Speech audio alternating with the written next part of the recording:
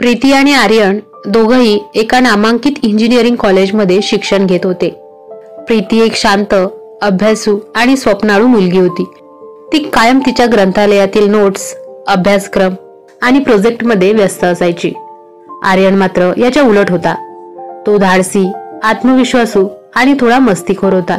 त्याला अभ्यासापेक्षा खेळ, मित्रांसोबत फिरणं आणि नवनवीन गोष्टींमध्ये रस असायचा. पहिल्या वर्षाच्या सुरुवातीला नवीन विद्यार्थ्यांच्या स्वागतासाठी एक कार्यक्रम आयोजित करण्यात आला होता. प्रीती कार्यक्रमाच्या एका कोपऱ्यात बसून आपलं वेळापत्रक तयार करत होती, तर आर्यन त्याच्या मित्रांसोबत जोशात गप्पा मारत होता. त्यावेळी त्यांच्या पहिल्या भेटीचा योग आला. आर्यनने नोटीस केलं की प्रीती एकटीच शांत बसलेली आहे. तो तिच्या जवळ गेला आणि सहजच म्हणाला, "तू इथे नवीन आहेस ना? सगळे लोक मजा करतायत आणि तू नोट्स लिहत बसलीस. काय चाललं आहे?" प्रीती त्याच्याकडे न बघता म्हणाली, "मी वेळ वाया घालवत नाही. उद्या क्लास सुरू होईल आणि मला तयार राहायचं आहे."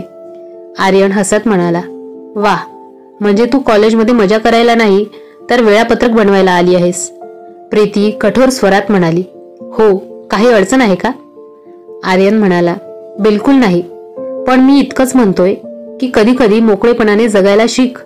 अभ्यासाच्या पलीकडे ही एक जग आहे." त्याच्या हसण्यामुळे प्रीतीचा थोडा रोष शांत झाला. ती काहीही बोलली नाही, पण आर्यनच्या बेधडक स्वभावामुळे तिच्या मनात एक गोंधळ निर्माण झाला. काही दिवसांनी एका ग्रुप प्रोजेक्टसाठी प्रीती आणि आर्यनची जोडी ठरवली गेली. प्रोजेक्टची पहिलीच मीटिंग ग्रंथालयात झाली. आर्यन सहजतेने कामाचं नेतृत्व करत होता, तर प्रीतीने एका कोपऱ्यात शांतपणे नोट्स घेतल्या. आर्यन म्हणाला, "प्रीती, हे असं शांत बसणं कामाला उपयोगी नाही. आपण थोडं डिबेट करूया की?" प्रीती म्हणाली, "डिबेट? अभ्यासावर? यात डिबेट करण्यासारखं काय आहे?" आर्यन म्हणाला, "अरे, किती बोर होशील असं सतत गंभीर राहून.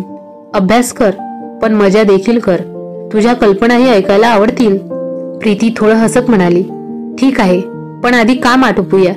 हळूहळू त्यांच्या कामाच्या माध्यमातून मैत्री वाढत गेली. प्रीतीला आर्यनचा हलका फुलका स्वभाव आवडू लागला, तर आर्यनला प्रीतीचं समर्पण आणि तिच्या विचारांची खोली जाणवू लागली. एका सायंकाळी कॉलेजमध्ये होणाऱ्या वार्षिक कार्यक्रमासाठी तयारी सुरू होती. प्रीती आयोजक समितीचा भाग होती आणि आर्यन सांस्कृतिक कार्यक्रमाच्या नृत्य गटात होता. आर्यनने प्रीतीला कार्यक्रमासाठी त्याच्या ग्रुपचं नाव नोंदवायला सांगितलं. आर्यन म्हणाला, "आमचं नाव लिहून घे, डान्सिंग स्टार्स. आम्ही जिंकणार आहोत." प्रीती म्हणाली, "सगळेच तेच म्हणतात." आर्यन डोळा मारत म्हणाला, "पण आम्ही जिंकणार याची खात्री आहे, बघशीलच." कार्यक्रमाच्या रात्री आर्यनच्या ग्रुपने अप्रतिम नृत्य सादर केलं. प्रेक्षकांमध्ये बसलेली प्रीती खूपच प्रभावित झाली. त्याचवेळी आर्यनचं लक्ष तिला पाहण्यात होतं. सादरीकरण संपताच त्याने तिच्याकडे पाहून मिश्किल हसून हात हलवला. तीही नकळत हसली. एक दिवस आर्यन प्रीतीला कॅम्पसच्या मागच्या झाडांच्या बागेत भेटला. तिथे दोघेही त्यांच्या स्वप्नाबद्दल बोलत होते. आर्यन म्हणाला, "तुझं स्वप्न काय आहे?" प्रीती म्हणाली, "माझं स्वप्न आहे की मी स्वतःच्या कष्टाने काहीतरी मोठं साध्य करावं. माझ्या कुटुंबाला माझा अभिमान वाटेल असं काही करावं." आर्यन म्हणाला, "छान आहे, पण मला कळत नाही तू इतकी गंभीर का असतेस? कधी कधी स्वतःसाठीही जगावं." प्रीती हसत म्हणाली, "माझ्यासाठी आनंद म्हणजे माझं काम. तुला कधी हे कळणार?" आर्यन म्हणाला, "आणि मला वाटतं माझ्यासाठी आनंद म्हणजे तू." त्याचं हे वाक्य ऐकून प्रीती काही क्षण स्तब्ध झाली. तिने काहीच प्रतिक्रिया दिली नाही, पण तिच्या चेहऱ्यावर हलकसं स्मित उमटलं होतं. प्रीती आणि आर्यनचं नातं फुलत होतं, पण तेवढ्यात आर्यनला परदेशात नोकरीची संधी मिळाली. ही गोष्ट दोघांनाही आनंद आणि वेदना देणारी होती. त्याने प्रीतीला ही बातमी सांगितली, "मला एक मोठी ऑफर मिळाली आहे प्रीती. मला वाटतं हे माझ्या स्वप्नासाठी योग्य आहे." पण काय आर्यन?" "पण मला असं वाटतंय की मी तुला सोडून जाऊ शकत नाही. तुझ्याशिवाय माझं स्वप्न अपूर्ण आहे." "आर्यन, मला तुझं यश महत्वाचं वाटतं. तू नक्कीच जावंस. कधी कधी आपल्या स्वप्नांसाठी त्याग करावा लागतो." तिच्या या उत्तराने आर्यन खूप अस्वस्थ झाला. तो तिच्यासाठी थांबायची तयारी दाखवत होता, पण प्रीतीनेच त्याला दूर जाण्याचं सुचवलं. त्या दिवशी त्यांनी एकमेकांसोबत भविष्याच्या स्वप्नांसाठी दुरावा स्वीकारला. आर्यन परदेशात निघून गेला तर प्रीतीने स्वतःच्या स्वप्नांचा पाठपुरावा सुरू केला. तिच्या आयुष्यात आर्यनची आठवण कायम होती, पण तिने मनातून ठरवलं की यापुढे आपलं आयुष्य फक्त स्वतःसाठी जगायचं. तिच्या मनाच्या एका कोपऱ्यात मात्र आर्यनचं स्थान अढळ राहिलं.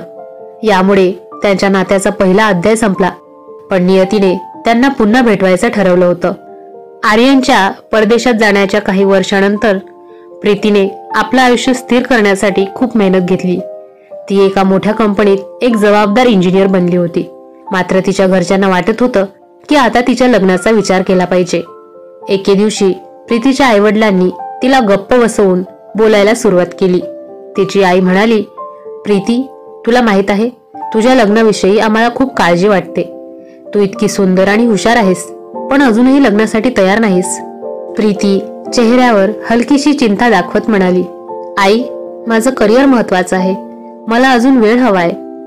वडील म्हणाले, बाळा, करिअर तर चांगला आहेच, पण आयुष्याचा प्रवास जोडीदाराशिवाय अपूर्ण वाटतो.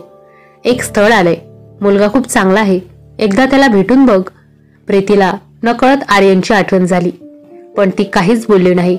घरच्यांचा आग्रह पाहून तिने शेवटी प्रस्ताव स्वीकारला. ती मुलाला भेटायला तयार झाली. प्रीतीसाठी आलेलं स्थळ राहुलचं होतं, जो आर्यनचा मोठा भाऊ होता. राहुल एक मोठा उद्योजक होता, शांत स्वभावाचा आणि जबाबदार. मात्र प्रीतीला याबद्दल काहीच माहिती नव्हतं. राहुललाही प्रीतीबद्दल फक्त तिचा फोटो आणि काही तपशील मिळाले होते. राहुल आपल्या आईवडिलांशी बोलताना म्हणाला, तुम्ही तिचं खूप कौतुक करता, पण मला मुलगी प्रत्यक्षात भेटल्याशिवाय काहीही ठरवायला आवडणार नाही. त्याची आई म्हणाली, हो, अगदी योग्य. आम्ही तिच्या घरच्यांशी बोलतो आणि भेटण्याचं ठरवतो. दोघांची भेट एका हॉटेलमध्ये ठरवली जाते. ती संध्याकाळ खूपच गोंधळलेली होती. प्रीतीला स्वतःच्या भावना कशा व्यक्त करायच्या हे कळत नव्हतं. ती समोरच्या आरशात स्वतःला निहाळत म्हणाली, हे सगळं योग्य आहे का? आपण आपलं भूतकाळ विसरून नवीन सुरुवात करू शकतो का? दुसरीकडे राहुलही थोडासा उत्सुक आणि थोडासा चिंताग्रस्त होता. तो तिला भेटण्यासाठी वेळेआधीच पोहोचला होता. प्रीती हॉटेलमध्ये पोहोचताच राहुल तिचं स्वागत करतो. नमस्कार, तुझं नाव ऐकून खूप उत्सुकता होती. तू खूप साधी आणि सुंदर वाटतेस. प्रीती हसत म्हणाली, धन्यवाद, पण मी खरं सांगते, मी या सगळ्यासाठी फारशी तयार नव्हते.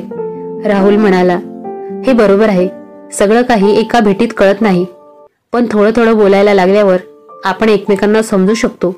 दोघं सहजपणे गप्पा मारायला लागतात. प्रीतीला राहुलचा शांत आणि प्रामाणिक स्वभाव आवडतो. राहुलही तिच्या व्यक्तिमत्वाने प्रभावित होतो. काही दिवसांनी राहुलच्या घरच्यांनी तिला पसंती दिली. राहुलचे वडील म्हणाले, राहुल, मुलगी खूप चांगली आहे, पण तुझा निर्णय काय आहे? राहुल म्हणाला, मुलगी मला आवडली आहे, पण मी तिच्याशी आणखी थोडं बोलू इच्छितो. प्रीतीच्या घरी ही चर्चा होते. प्रीतीची आई म्हणाली, प्रीती, राहुल खूप सुसंस्कृत आणि जबाबदार वाटतो. तुझं काय मत आहे? प्रीती म्हणाली, आई, मला वाटतं तुम्ही जो निर्णय घ्याल तो बरोबर असेल. लग्नाची तयारी सुरू झाल्यानंतर प्रीतीला राहुलच्या कुटुंबातल्या सर्व सदस्यांची भेट घ्यायची संधी मिळाली. त्या दिवशी ती राहुलच्या घरी गेली होती. ती घरात प्रवेश करताच तिचं लक्ष एका ओळखीच्या चेहऱ्यावर गेलं. आर्यन. तो तिथेच उभा होता. आर्यननेही तिला पाहिलं आणि तो एकदम सुन्न झाला. काही क्षणांसाठी दोघांनाही काय करायचं हे कळत नव्हतं. राहुल तिची ओळख करून देत म्हणाला, आर्यन, हिचं नाव प्रीती, हिच्यासोबत माझं लग्न ठरलं आहे. आर्यन काहीच न बोलता तिथून बाहेर गेला. प्रीतीच्या मनात गोंधळ माजला. तिने राहुलला विचारलं, तुझा भाऊ तो इथे का आहे? तो माझा धाकटा भाऊ आहे, परदेशातून नुकताच परतला आहे. थोड्या वेळाने आर्यनने प्रीतीला बाजूला बोलावलं. हे काय चाललं आहे प्रीती? तू राहुल सोबत लग्न करणार आहेस? प्रीती दुःखी होत म्हणाली, मला माहीतच नव्हतं आर्यन की राहुल तुझा भाऊ आहे. हे सगळं इतकं अनपेक्षित होतं. आर्यन म्हणाला, तू मला विसरलीस इतक्या सहजपणे? प्रीती म्हणाली, तसं नाही आर्यन, पण आयुष्य पुढे जाणं गरजेचं होतं. तुझ्याशी संपर्क करण्याचा मला काहीही मार्ग नव्हता. तुझ्या आठवणींवर मी किती दिवस जगणार? दोघंही भावनांनी भारावलेले होते. आर्यनच्या मनात अजूनही तिच्यासाठी प्रेम होतं, पण त्याला राहुलच्या भावना दुखवायच्या नव्हत्या. दुसऱ्या दिवशी आर्यनने राहुलला सगळं सत्य सांगितलं. आर्यन म्हणाला, राहुल, प्रीती फक्त तुझी भावी पत्नी नाही, ती माझा भूतकाळही आहे. राहुल आश्चर्याने म्हणाला, काय? तू आणि प्रीती? हे कधी झालं? आर्यन म्हणाला, कॉलेजच्या दिवसात, पण परिस्थितीने आम्हाला वेगळं केलं. राहुल गोंधळून गेला. तो प्रीतीला म्हणाला, हे खरं आहे का प्रीती? प्रीती म्हणाली, हो राहुल, पण हे सगळं खूप पूर्वीचं आहे. आज परिस्थिती वेगळी आहे. राहुल शांतपणे विचार करून म्हणाला, प्रीती, मला वाटतं की तुला तुझं मत निवडण्यासाठी वेळ हवा आहे. माझ्यासाठी सर्वात महत्वाचं आहे की तू खरोखर आनंदी असावी. आर्यन म्हणाला, राहुल, तू खूप मोठं मन दाखवलं आहेस, पण मला वाटतं इथे प्रीतीचं मत सर्वात महत्वाचं आहे. प्रीतीच्या मनात दोन विचारांचं काहूर उठतं. तिच्या जुन्या प्रेमाचं ओझं आणि नव्या सुरुवातीचं स्वप्न. तिला काय निवडायचं हे अजून अस्पष्ट होतं. राहुल आणि आर्यनने संधी दिल्यानंतर प्रीतीच्या मनात प्रचंड गोंधळ उभा राहिला. तिला तिचं भूतकाळातलं प्रेम आणि वर्तमानातल्या जबाबदाऱ्यांमध्ये तोल साधायचा होता. त्या रात्री प्रीती एकटीच आपल्या खोलीत होती. आर्यन सोबतच्या जुन्या आठवणी तिला अस्वस्थ करत होत्या. कॉलेजचे दिवस, त्यांचं हसणं, त्याने दिलेला आधार, सगळं तिला आठवत होतं. तिने स्वतःशी संवाद साधला, मी आर्यनला विसरले कधीच नव्हते, पण आता राहुल, तो खूप प्रामाणिक आणि सज्जन आहे. माझं मन का गुंतते? हा निर्णय कोणत्या आधारावर घ्यावा? दुसऱ्या बाजूला आर्यन आपल्या खोलीत विचार करत होता, प्रीती अजूनही माझ्यासाठी महत्वाची आहे, पण राहुलचं काय? त्याने प्रीतीवर मनापासून प्रेम केलंय. त्याचं आयुष्य उद्ध्वस्त करायचं नाही. दुसऱ्या दिवशी राहुल आर्यनशी बोलायला गेला. आर्यन, तू प्रीतीसाठी काय निर्णय घेतलायस? आर्यन म्हणाला, माझा निर्णय काही महत्वाचा नाही राहुल. प्रीतीचं मत इथे सर्वात महत्वाचं आहे. पण मी इतकं नक्की सांगतो की तुझ्यासारखं मोठं मन दाखवणं सोपं नाही. राहुल म्हणाला, आर्यन, तुझं प्रीतीवरचं प्रेम पाहून मी खूप गोंधळलोय, पण माझ्यासाठी तिचा आनंद सर्वात महत्वाचा आहे. जर तू तिच्या आयुष्यात असलास तर मला काहीच हरकत नाही. राहुल आणि आर्यनच्या आई वडिलांनी हा प्रकार समजून घेतला. त्यांना कळालं की प्रीतीचं भूतकाळातलं आर्यनशी नातं होतं. आई म्हणाली, आपल्या मुलांचा हा गोंधळ पाहून मला खूप वाईट वाटतं, पण निर्णय प्रीतीलाच घ्यायचा आहे. वडील म्हणाले, हो, पण आपण तिच्यावर कोणताही दबाव आणायचा नाही. हा तिच्या आयुष्याचा प्रश्न आहे. राहुलने प्रीतीला एक शांत ठिकाणी भेटायला बोलावलं. राहुल म्हणाला, प्रीती, मला तुझ्या भावनांवर कोणताही हक्क सांगायचा नाही, पण मला फक्त एवढं सांग, तू खरंच कशाने आनंदी होशील? प्रीती म्हणाली, राहुल, तू खूप चांगला आहेस. तुझ्यासारखा जोडीदार मिळणं हे कोणाचंही भाग्य असेल, पण माझ्या मनात अजूनही आर्यनचं स्थान आहे. मी त्याला विसरू शकले नाही. राहुल हसत म्हणाला, माझ्या मनातही तुझ्याबद्दल आदर आहे, आणि आता आर्यनसाठीही. तू जिथे आनंदी आहेस तिथेच तुझं स्थान आहे. प्रीतीने आर्यनला भेटायचं ठरवलं.